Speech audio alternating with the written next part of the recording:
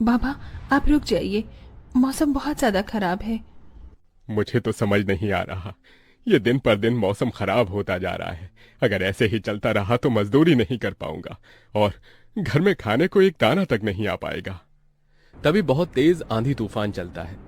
अरे देखो जरा देखो, कितनी तेज तूफान चल रहा है। अरे महेश बेटा, तू झोपड़ी के ऊपर तिरपाल तो लगा कर आया था ना? हाँ बाबा, लगा दी थी तिरपाल। और उसके ऊपर तूने ईंटें रखी थी या नहीं? बाबा, ईंट रखना तो मैं भूल गया। महेश के इतना कहते ही झोपड़ी के अंदर बारिश की वजह से पानी टपकना शुरू हो जाता है। हे भगवान महेश, तूने ये क्या किया?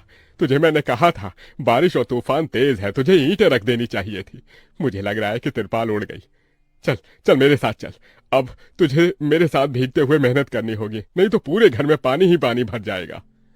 देवेश इतना बोल ही रहा था कि घर के अंदर वाकई छत से पानी टपकने लगा। हाँ पिताजी, आप सही कह रहे हो, चलो चलते हैं जल्दी से। दोनों बाप बेटा बारिश में बाहर निकलते हैं और झोपड़ी की छत पर तिरपाल को सही से लगाना शुरू कर देते हैं। अरे बेटा, ईंट को अच्छे से रखना, कहीं ईंट गिर न जाए। ठीक है पिताजी, सही सही रखूंगा। महेश इतना कहकर अच्छे से ईंट से तिरपाल को दबाने लगता है, जिससे छत ढक जाती है और झोपड़ी में पानी टपकना बंद हो जाता है। लेकिन इसी के चलते हुए बेचारे दोनों के दोनों बहुत बुरी तरह भीग जाते हैं। अरे चलो बेटा, बहुत ठंड हो रही है, बाहर घर में चलते हैं। चलो, बरसात में मौसम बिल्कुल ठंडा हो गया है। हाँ पिताजी, आपने बिल्कुल सही कहा, चलिए। जब दोनों बाप बेटा घर के अंदर आ जाते हैं तो मेघा उन्हें सूखा कपड़ा देती है और अपना शरीर पोंछने के लिए कहती है। आप लोग अपना शरीर पोंछ लो और सूखे कपड़े पहन लो, नहीं तो ठंड लग सकती है। मेघा के दिए हुए कपड़े दोनों पहन लेते हैं। तभी बीमार शकुंतला बिस्तर पर पड़ी हुई मेघा से कहती है। अरे बेटी, तूने खाने के लिए कुछ बनाया नहीं? माँ, मैं बारिश के रुकने का इंतजार कर रही हूँ। घर के अंदर खाना कैसे बनाऊंगी? सारे में धुआं ही धुआं हो जाएगा। मेरी दवाई का समय हो गया है और मुझे भूख भी लग रही है। ठीक है माँ, मैं कुछ करती हूँ। मेघा अपने सिर पर एक सफेद कट्टा रखकर बारिश से बचते हुए बाहर से कुछ ईंटें लाकर घर के अंदर ही छोटा सा चूल्हा बना लेती है और उसी पर खाना बनाना शुरू करती है। अरे बेटी, पूरे घर में धुआं ही धुआं हो गया है। पिताजी, खाना बनाना भी तो बहुत जरूरी था। मेघा जैसे तैसे करके जल्दी जल्दी खाना बना लेती है। वो खाने में नमक मिर्च वाले चावल ही बना पाती है। माँ, माँ उठो, ये लोग खाना खा लो। शकुंतला मेघा के हाथों से खाना खाती है। शकुंतला के पूरे शरीर को पैरालाइज हुआ था, जिसके कारण ना तो वो हिल सकती थी और ना ही वो उठ सकती थी। मेरी प्यारी बेटी, इतनी कम उम्र में तेरे ऊपर कितनी जिम्मेदारी आ गई। हम गरीबों का कुछ नहीं हो सकता है। इस गरीब झोपड़ी के अंदर हम कैसे कैसे दिन देखते हैं।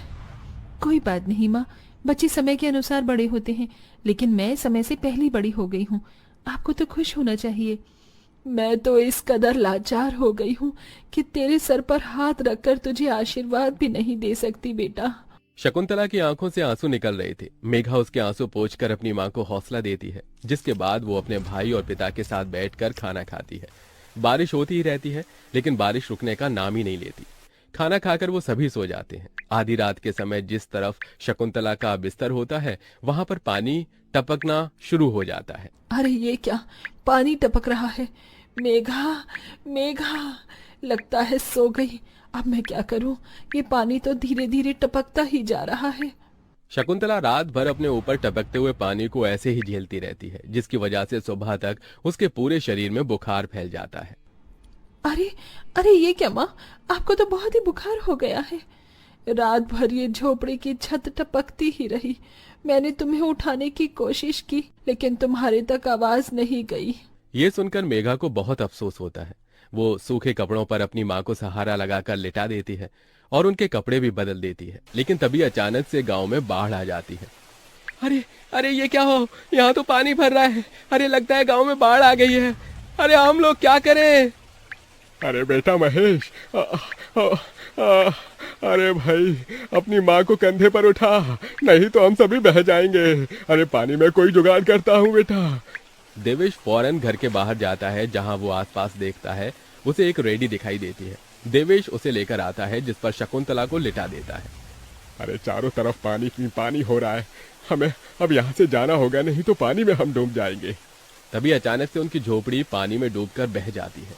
हमारी झोपड़ी